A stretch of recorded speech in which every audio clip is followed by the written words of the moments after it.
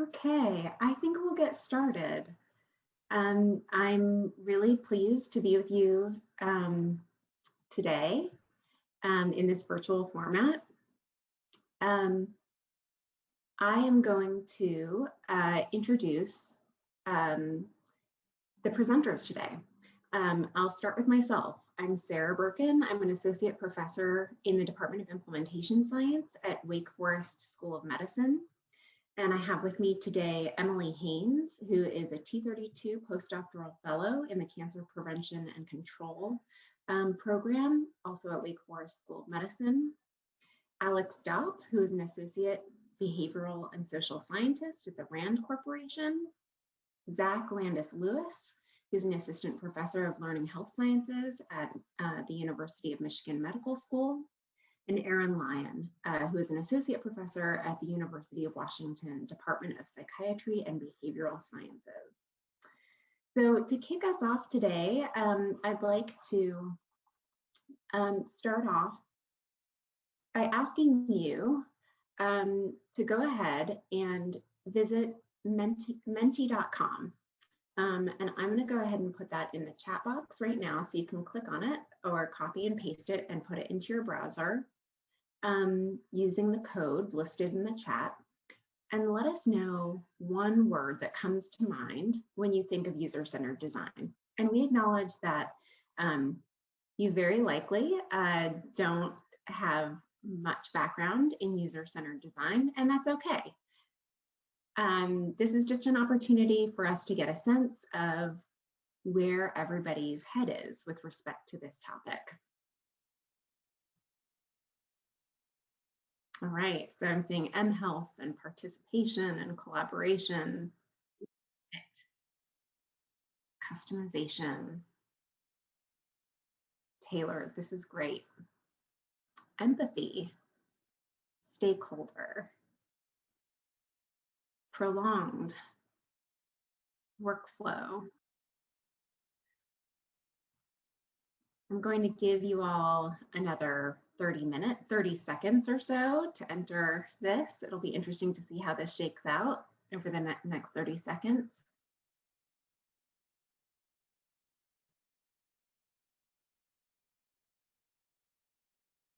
So I'm still seeing participatory, collaboration, and tailored really dominating the word cloud.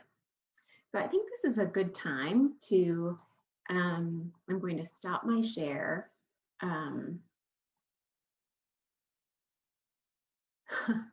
And go back to the slides.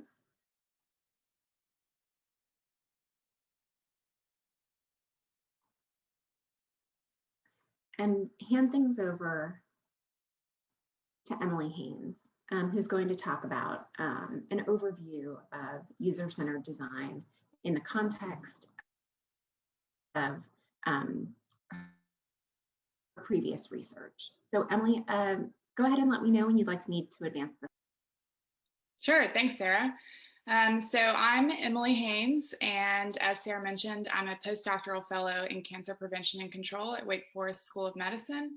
And today I'm going to talk to you briefly about how user-centered design can be leveraged to harmonize intervention, context, and implementation strategies. And I'm going to talk about this in the context of my dissertation research project on improving care coordination for adolescents and young adults, or AYAs, with cancer. Next slide, please. So first, just some background information on the project. In the US, nearly 90,000 AYAs ages 15 through 39 are diagnosed with cancer each year. And there's a large body of literature to show that AYAs have unmet needs. But despite the scope and complexity of their needs, AYAs often don't use services available to them through their cancer care programs. So to connect AYAs to the services that they need, we developed the AYA Needs Assessment and Service Bridge, or NASB. And NASB includes a patient-reported outcome measure assessing AYA's physical, psychosocial, and practical needs, as well as a collection of referral pathways that are triggered based on the needs that AYAs report. Next slide.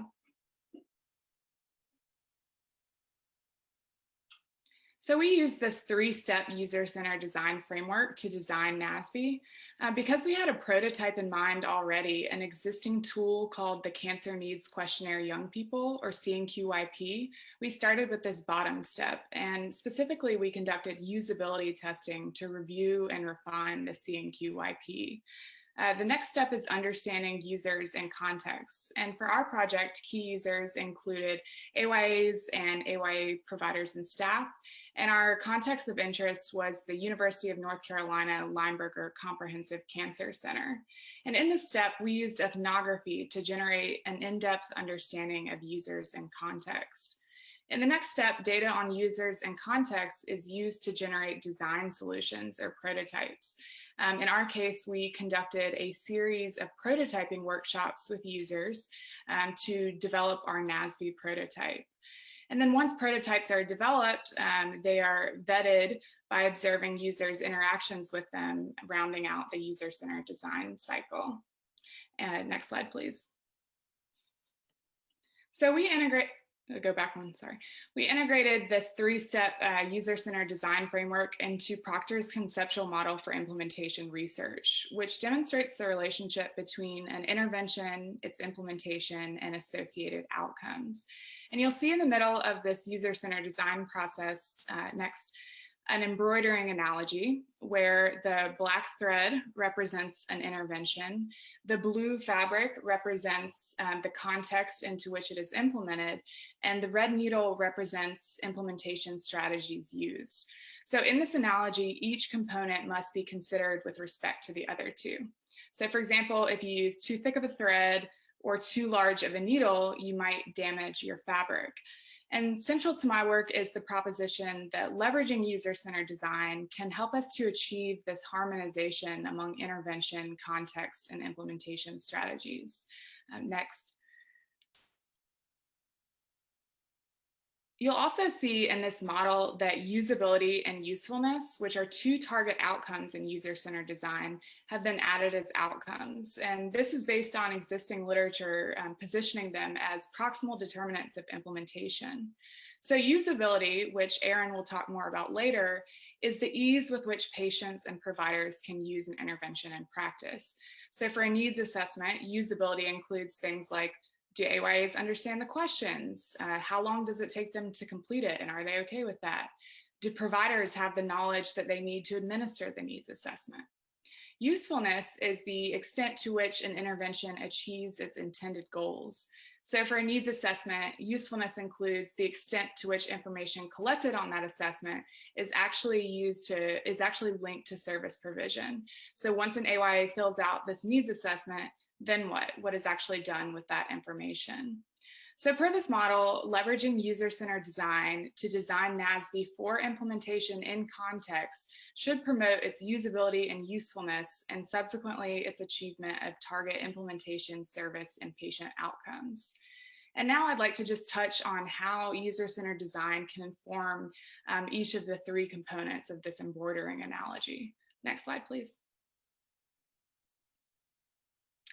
In thinking about the intervention, user-centered design offers methods for selecting interventions that are more contextually appropriate, and also for adapting interventions that are more suited to context. And in our project, the needs assessment was the intervention or the thing to be implemented.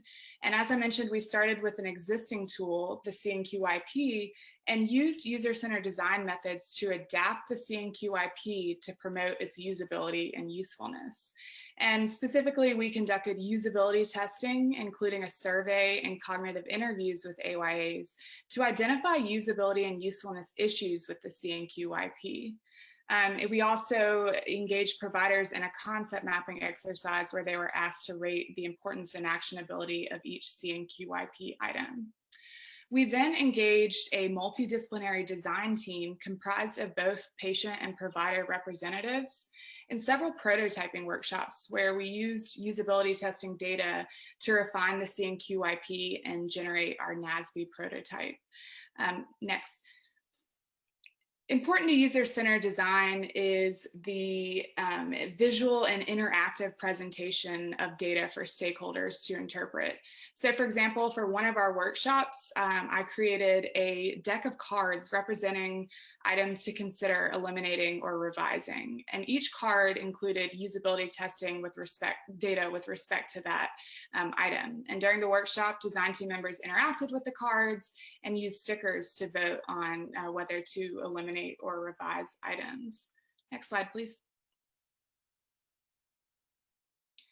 User-centered design also offers methods for generating in-depth descriptions of context and for modifying context to make it more receptive to implementation.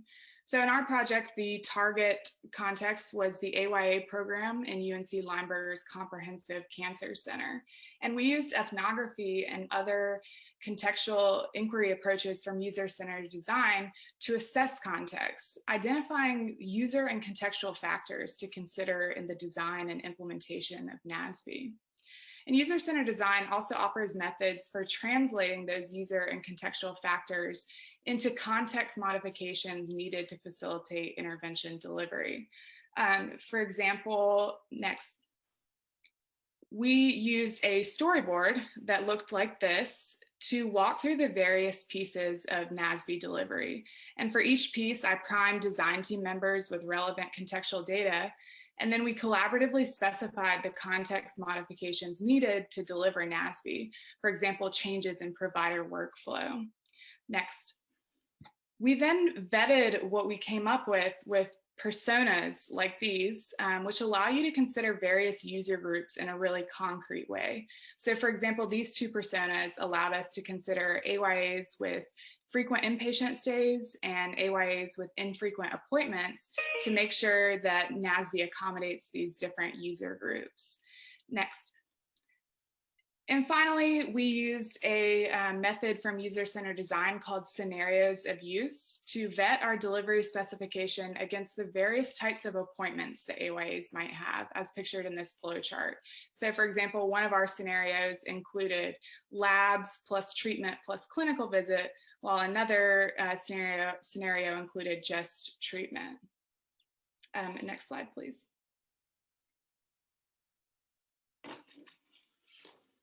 Once an intervention is adapted to align with context and context is modified to promote receptivity to the intervention, remaining gaps between intervention and context can be targeted with implementation strategies. And in terms of implementation strategies, user-centered design can help us to anticipate, select, and design strategies that are appropriate given the intervention and the context. And in our project, we used contextual data to identify potential barriers to NASB implementation that hadn't already been addressed through intervention design or context modifications. Next. And design team members then ranked these barriers from most to least salient, and we collaboratively identified strategies to address the most important barriers. So for example, this top barrier is related to NASB's interface with the electronic health record. And to address this barrier, the design team decided that we would use a pilot test to explicitly map out changes needed to the EHR to facilitate more systematic documentation of NASB. For example, through building in a flow sheet. Next slide, please. The user-centered design process is inherently iterative. So our next step is to observe user interactions with our NASB prototype and further refine it accordingly. And with that, I'm going to pass it off to Zach, who is going to talk about prototyping in user-centered design. Thanks, Emily. I really love the sewing analogy and the idea of context as fabric, so you've set up the idea of all these methods and background for how you could design the implementation strategy, the intervention, or the context. And prototyping is something that can be used as part of that. And you've said you've developed prototyping. So I'm just going to talk a little bit. You use prototyping. I'm going to go into a little more detail. Next slide, please. But stay at a high level about 3 different activities related to prototyping. And I'll use the example of a website, designing a website. so, that's something that is going to be very relevant to any activity that involves a digital intervention or a digital artifact like a feedback report, an alert message. But prototyping is relevant to creating any kind of product or service. So I'll start with sketches. Next slide, please. And a sketch is something that can be incredibly valuable as part of an early stage of the design process, because it proposes, firstly, it's easy to produce. Secondly, it creates an unfinished kind of early version that invites critique and invites questions about what it is you're designing and how it will be used. So it's often helpful to create multiple sketches in one area so that you can kind of begin to see the early structure and important low-level information in your product.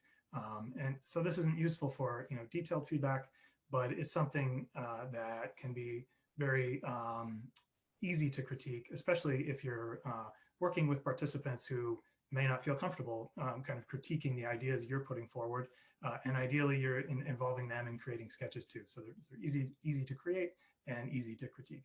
So in this example, there are 4 sketches that lay out the early organization and layout ideas for our website that we created. Next slide, please. So, once you've gotten feedback on your sketches, then you're ready to move towards another kind of prototype, which is mock-ups. And unlike sketches, mock-ups have a lot more fidelity to the final product. They invite critique that's more about, things like color or detail once the larger structure is in place. And so you can use mock-ups for usability testing. Often they're not functional because they're still easier to create than the real thing. So in this example, we use Photoshop to, images and text that looks like a real website and is useful for understanding, if we show this to someone, will they be able to find what they need, and where could this break down if they try to use it? Mock-ups come after sketches in the prototyping process. Next slide, please. And then finally, in the transition between sketches and mock-ups, a kind of workshop that you can use as part of your design process is a design studio. And a design studio is a meeting that is, the main goal is to generate a lot of ideas and to quickly use the diversity of your group to identify the best ideas you can. So often it's good to bring snacks, music. Caffeine is definitely good for these kinds of meetings. And you block off a couple of hours, maybe up to 3 hours, where you do a few different phases of sketching. And so these meetings tend to start out with individual sketches where people are generating their ideas by themselves. Then we transition to critiquing those and seeing where there's synergy in the ideas people generate. And often this is like the really fun part of the meeting, is seeing what emerges, noticing complementary ideas, then putting those together and coming up with even better prototypes that no one could have come up with on their own. So ideally, when you're having a design studio meeting, you're involving participants who are going to be actually using the thing you're designing. For example, like patients or healthcare professionals who might be interacting with your intervention or implementation strategy. So once you've done that, after the design studio, typically you're ready to create mock-ups, and that sets you up to do usability evaluation. So with that, I'll turn it over to Aaron, who will talk more about usability evaluation. Great, thanks, Zach. And it's so exciting to be able to talk to everyone. Looks like 161 participants right now, which is pretty fantastic. Also, a word of warning, of course, in this remote work and remote school kind of environment, I'll be playing a little bit of childcare roulette. So will my kindergartner or my fourth grader come in during this session? We don't know. We never know. So let's all enjoy it together. So I'm Aaron Lyon, and I'm happy to be talking to you about usability. I feel like we've started big and we've narrowed increasingly from Emily kicking it off and Zach talking about the particular kind of redesign process. And we're going to talk about usability, which I think Emily defined as the extent to which a product can be used by specified users to achieve specified goals. This is sort of a hallmark outcome and focus of user-centered design processes.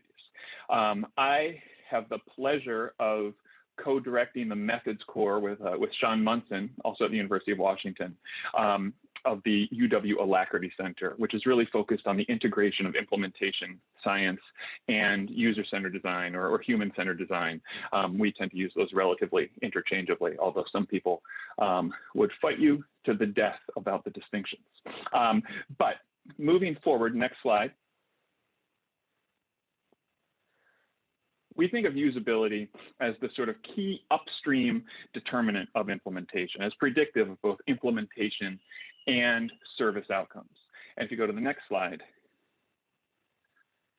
a question that often comes up is how usability is related to what I tend to call perceptual implementation outcomes, right? Drawing from, say, the Proctor framework that most of us know and love, of acceptability, feasibility, appropriateness, these sort of things that are largely perceptual in nature. And we tend to situate usability as more a product and a component of the innovation than necessarily an outcome of the implementation process. But we also recognize that these things are inevitably overlapping, and that there needs to be a lot of empirical work to be done to continue to parse these. That goes, of course, for perceptual implementation outcomes, as well as their relationship to usability. So it's kind of a both and situation.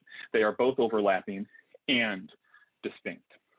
As a determinant, we, again, really consider usability to be part of the innovation. And when I say the innovation, I mean it can be a digital technology, of course, and I think a lot of the usability literature kind of grew up in the digital space and surrounding websites and the like.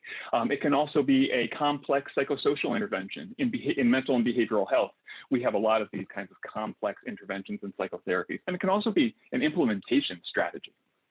And we've also had some great back and forth, even within the team that's bringing you this workshop today, about the extent to which usability is applied to context as well, and what can make a context more or less usable. So we'll go to the next slide. I think it's also important to keep in mind that usability, the importance of usability increases with the scale of implementation. When you start off and you're developing something new and innovative, and it's used by a small number of very dedicated, highly trained people who have the skills and expertise to develop workarounds as needed on the fly, usability, while important, is not as critical to the success of an innovation.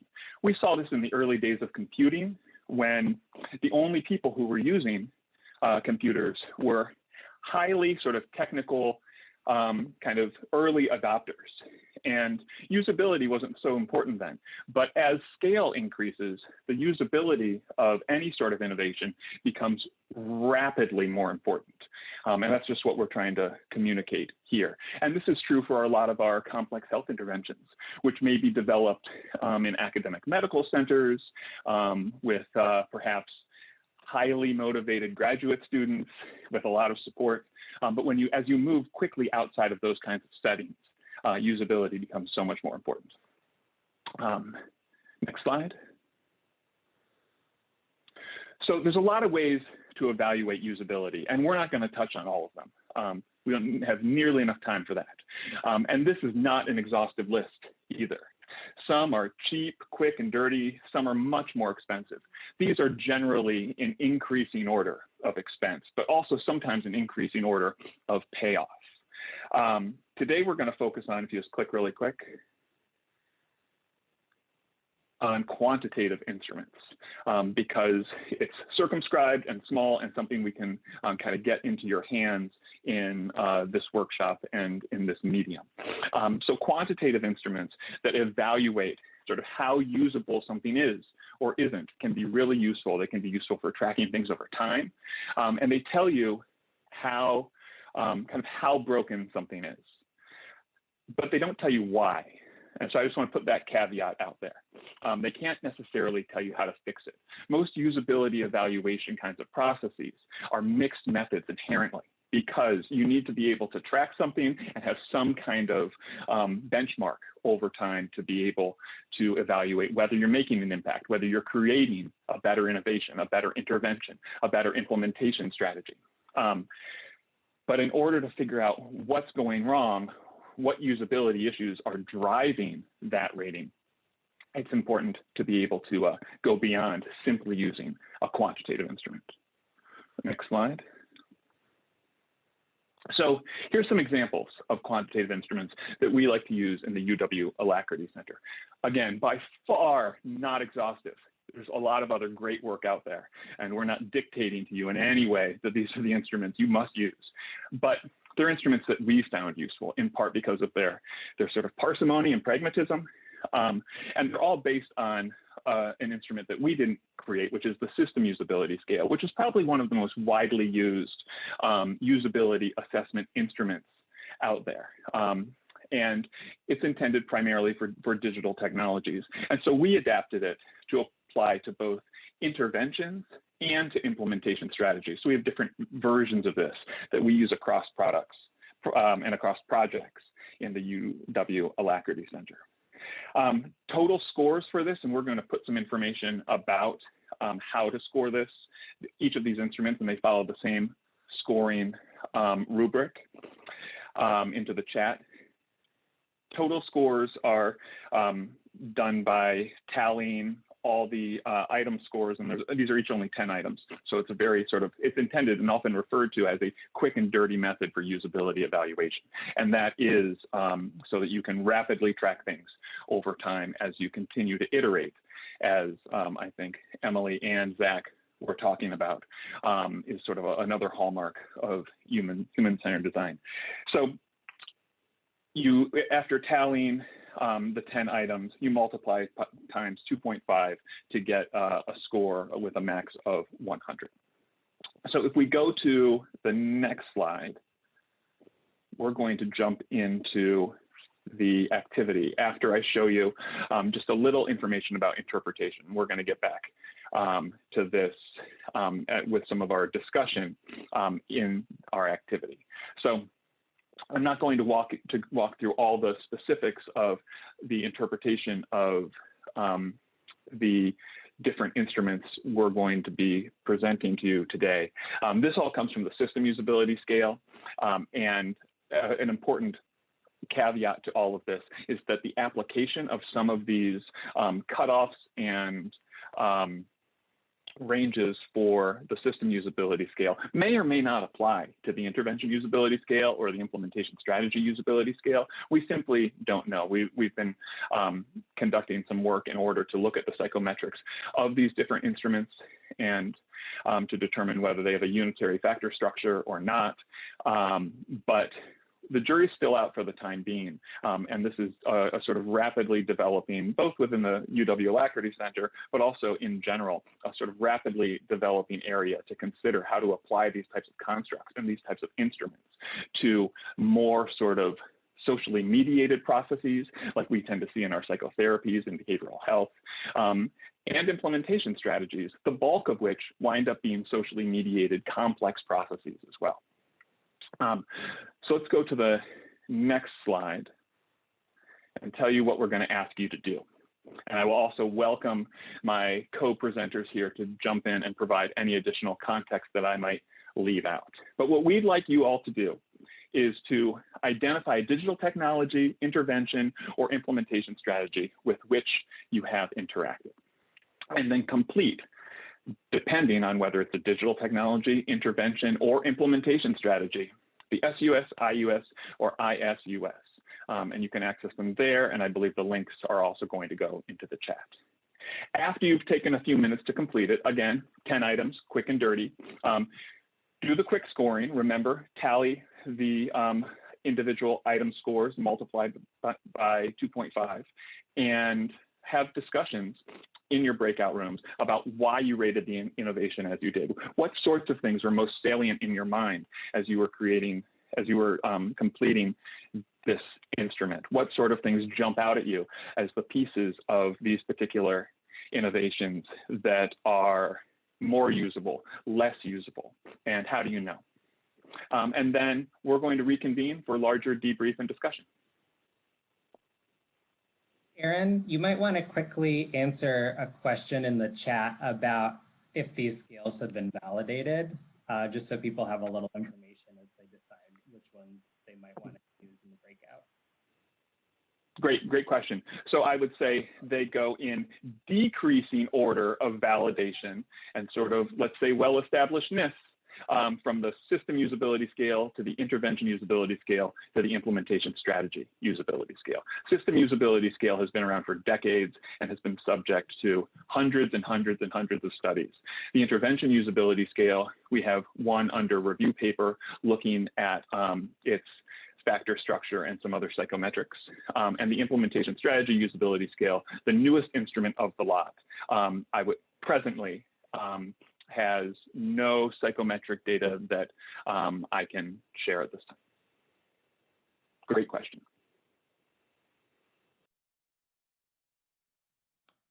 So since folks are here, it might be simpler to just have a little bit of discussion in this room. So like if I were going to do this activity, I do a lot of research on implementation financing strategies. So I might use the implementation strategy usability scale. I think most people are familiar with how complex and challenging financing is in healthcare in general, and especially if you're trying to apply it to implementation financing. So I would go through the measure and probably would have a lot of, disagrees or neither agrees nor disagrees as I was filling it out. If I thought about sort of the standard ways that we try to finance implementation, like getting a one-off grant or using fee-for-service to pay for implementation, which is not really designed to do. So I probably wouldn't get a great score on this measure if I think about the types of financing strategies that I'm familiar with working with. So does anybody else want to share their thoughts on how you might fill out any of these measures? Do you mind talking about how to grade them? So I use the intervention usability scale, and some of the questions are positive, but some of them are negative. So it seems weird to sum the item scores and multiply them because some seem like, so like number one is, I think I would like to use this intervention frequently. So strongly agree a 5 would be positive. But 2 is, I found the intervention unnecessarily complex. So if I choose a 5 again, that seems weird. That is a good point. And these are measures that Aaron is most familiar with. He had to step away for his virtual kindergarten in his house for a second. So I don't know if he's back yet or not. I mean, I agree with you that it seems like some of these items should probably be reverse scored. That wasn't... Because the SUS that I've used before has some reverse scoring. Yeah. Where it goes back and forth. But anyways, I thought it was fun, would be fun to pick a breast pump because I've got a little one. Yeah. And it scores very poorly on the intervention usability scale. Oh, no. In terms of complexity, ease to learn, et cetera, et cetera. So that's what I tried. Yeah. I mean, maybe we're not totally sure that we can score these accurately, although I see Aaron is back now. But do you have a ballpark of where it would have ended up? Is it like a 25? Is it a 50? When you say it's very poor? Well, it's either for all the ones that were positive, it was a 1, and for all the ones that was negative, it was a 5. So it's probably whatever the lowest score is. It's terrible. So it's probably like a 10 is probably the total score that I got. Aaron, now that you're and back, thank you so much for pointing out the error in the direction of the reverse scored items. I appreciate you pointing that out, and we'll be informing the rest of our team about that immediately. Because yes, some of them are positively worded and are going to increase usability, whereas others should be scored, should be reverse scored similar to the system usability scale. So thank you so much for pointing that out. If you wanted to score our instructions on scoring, they probably wouldn't do that great for usability. So I guess we're still in the pilot phase with this one. Sorry about that. Thanks for the wonderful usability feedback. We really appreciate it. How's that for a reframe, Aaron? Absolutely perfect. We are constantly working to improve because there is constant need for improvement. Well, I loved the breast pump example. Did other people have examples that they wanted to share? Well, I don't have a specific example necessarily, but I did that's worth sharing. But some of the wording of some of the items seemed odd. Like the first one, I think I would like to use this intervention frequently. That just seems fairly indirect, as opposed to I'd like to use this. And several is like I thought the intervention, as opposed to just being more direct, the intervention was easy to use. Mm-hmm. So I just wasn't certain if the stems or the questions being asked whereas they seem just kind of more passive voice, so to speak. I thought that was just a little strange.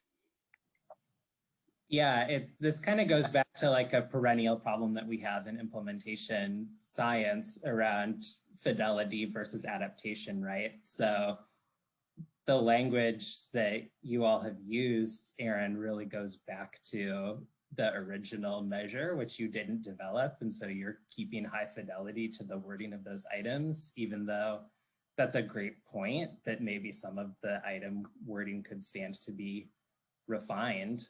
I don't know if there's anything else you want to say about that, but I run into that all the time when I'm trying to use standardized measures, and I often have ideas about how I would word them differently, and then I worry about generalizability and being able to pool data and things like that. I think it's really tricky. Yeah, we made an intentional decision to keep it as similar as possible to the original, recognizing that even though the application would be somewhat different and the referent would be somewhat different, we wanted to be able to examine the extent to which the items and the tools might yield somewhat comparable information. So we did decide to carry forward a lot of the wording from the well-established system usability scale. But that's certainly a trade-off, I think, as you're bringing up. And I'm just saying hello and welcome to everyone. I see people are starting to filter back from their breakout rooms. We're still maybe at a 1/3-ish of the total attendance. So the folks have a little more time in their breakout rooms, and some folks are using that whole time. But Aaron and I are here in the main room. It looks like there's 5 minutes remaining. So we're certainly interested in hearing thoughts and experiences from the breakout rooms, or if you just have more general questions for us as well. We're happy to chat in the 5 minutes we have before the breakouts end. I have a question. I was struck that it seemed like almost all the items were about simplicity versus complexity. And I was thinking, well, aren't there other factors that weigh in when I'm deciding how much I like using something, like how aesthetically pleasing it is and stuff like that? So what are your thoughts about that? I mean, I totally agree. And I think that sort of elements of simplicity and complexity really do load heavily on usability versus things that are just sort of preferences and those pieces. In a way, this might be kind of some of the differentiation between the construct of usability and things like acceptability. which I think has even more of that kind of satisfaction piece of it. So I think there are lots of different things that can be relevant to usability, or that usability can be relevant to. But I do think that complexity is arguably one of the most significant among them.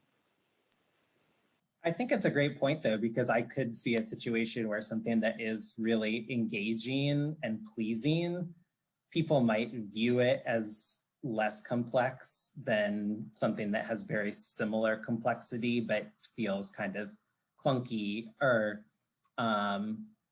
you know, it doesn't feel pleasant to use it. It maybe just feels very technical, very bare bones, something like that. It just might feel different in terms of complexity, even though the actual complexity, if you get down to how many components are they and how do they link together and things like that, could be exactly the same, but people might perceive it really differently. I think that goes back to Aaron's graphic about acceptability, appropriateness, feasibility, and usability, and how they do all overlap with each other. And you could probably draw arrows in there too, that they all influence each other. So it'd be really interesting to try to look at that, that interplay. Yeah, thanks.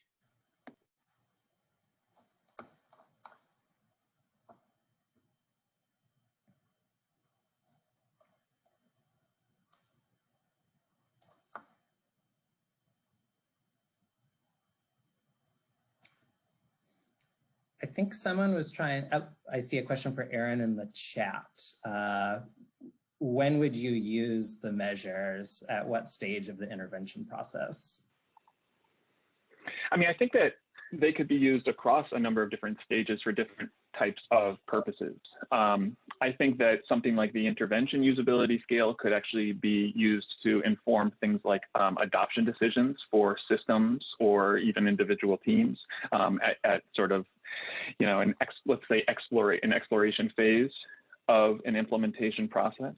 I think it could also be used a little bit later if you're troubleshooting problematic implementation across a number of different interventions, right? We increasingly in our health systems have multiple kind of evidence-based practices that are supposed to be scaled up within the same system at one time, even if, you know, the actual start point for different implementation efforts may vary.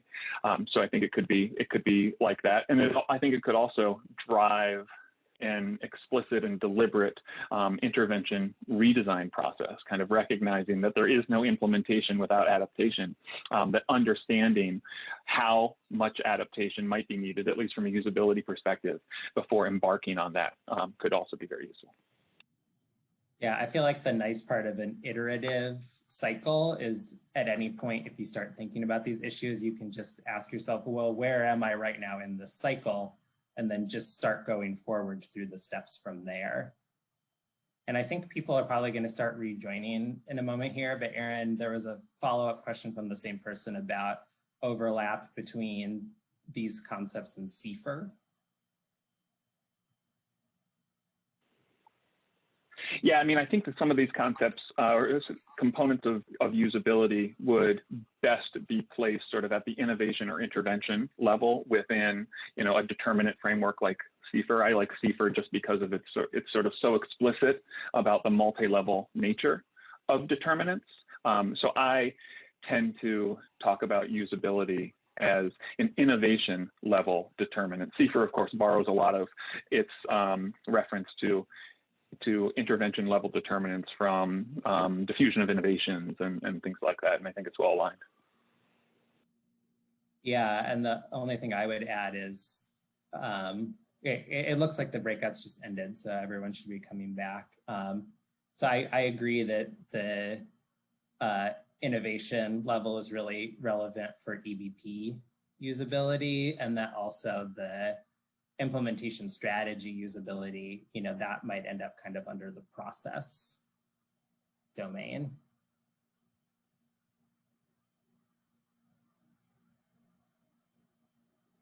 All right, so we should all be back together now, and I think Aaron's going to pick back up maybe at this point, or?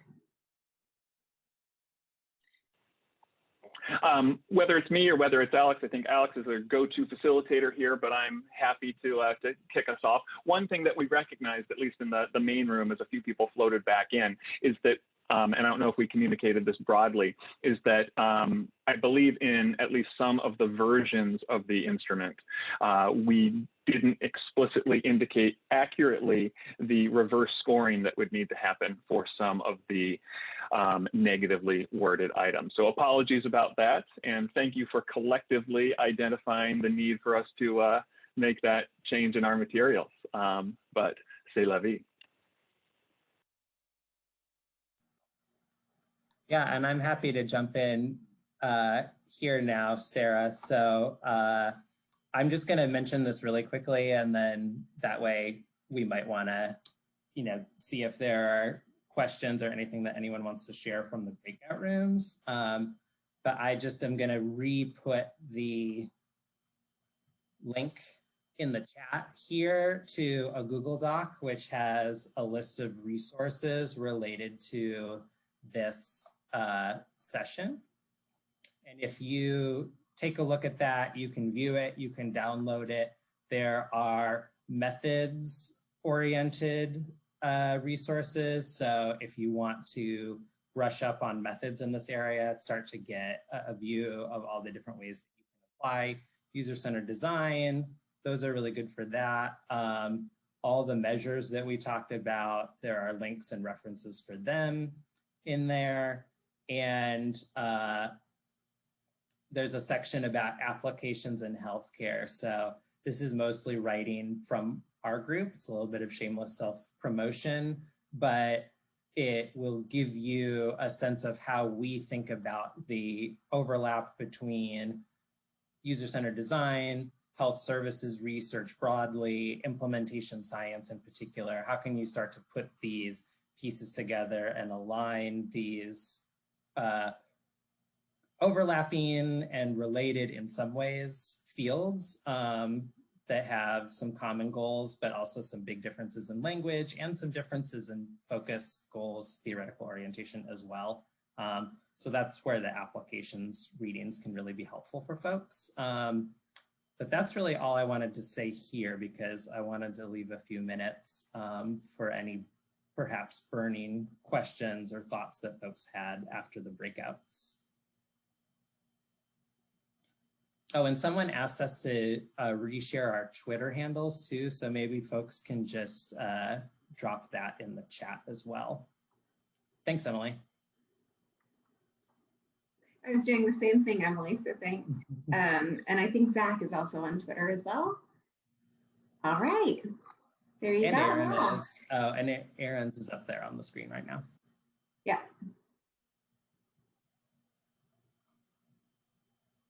And so maybe I'll take this opportunity to invite people to continue to type in any questions you have in the chat.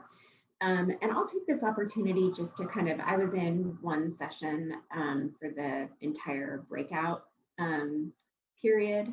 And some of the themes that came out related to, for example, the timing of assessing usability. There was somebody in the breakout session who was talking about the influence of whether or not somebody was actually engaged. The responses would differ based on when the person was taking the assessment. If they were in the midst of this engaging in this tool, it might look very different from kind of in the abstract. So there, and some of the other things that came out were the importance of stakeholder engagement. And making sure not only that stakeholders are involved in the development, but also kind of in the process of evaluating usability and thinking about how and when we evaluate usability. So lots of good stuff going in the chat. And I'm going to go ahead and read out some questions or some comments that are coming up. So could you possibly later add an updated scoring guide? And And it looks like Aaron posted that in the chat as well. A lot of information on usability.gov. One thing I'd love to piggyback on is sort of the engagement comment, which I think is a really, really important one. And I think there's at least two ways of thinking about it. One is sort of a UCD type of process as itself an engagement strategy, engaging with individuals or systems or teams and pulling them into a UCD process as something that's going to produce something that may be more usable and engaging and likely to be implemented, but itself as a process that promotes usability and engagement. The other potential way is to think about the engaging aspects of an innovation being largely contained with that innovation, and the extent to which a team or a group of people who may go through a UCD type of process are going to produce something that, if brought to a relatively comparable context or relatively comparable set of individuals, would be more engaging as a function of that process. There's probably other ways to think about it too, but those are two of the ways that I tend to consider the intersection of these types of design processes with engagement.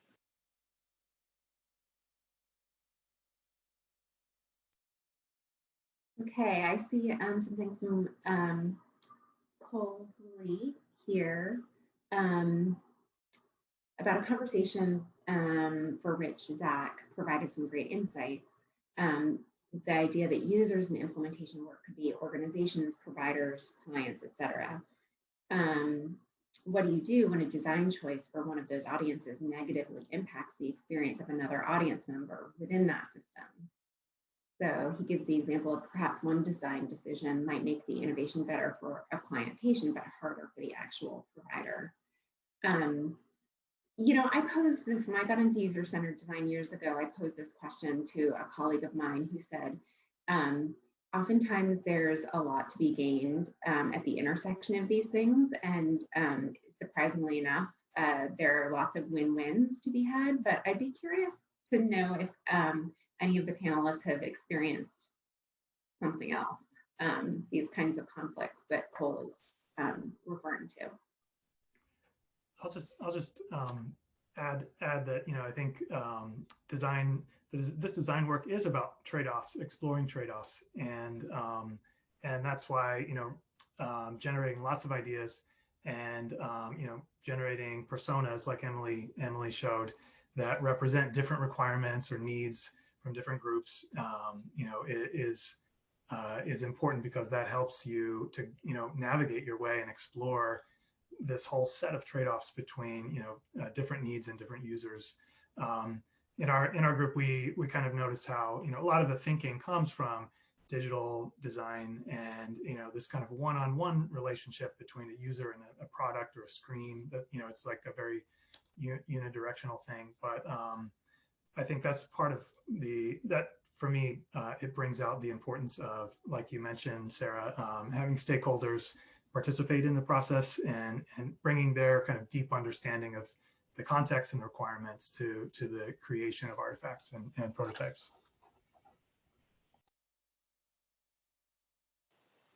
Something I might add is kind of the mantra: if you're designing for everyone, you're designing for no one. And the importance of specifying who your users are and recognizing that you're not going to meet everyone's needs. We often distinguish between primary users whose needs you really set out to meet, secondary users whose needs you can meet as long as it doesn't get in the way of meeting the needs of the primary users, and explicit non-users or negative users, the people you are intentionally not designing for. To try to suss some of that out, because there are always these kind of conflicting priorities. And sometimes you have co-primary users, but you probably shouldn't have more than two. And whether you define those users as particular groups of people, say service providers or leadership or other types of things like that, or subgroups within those categories, you know, is a judgment call that might depend and vary project to project.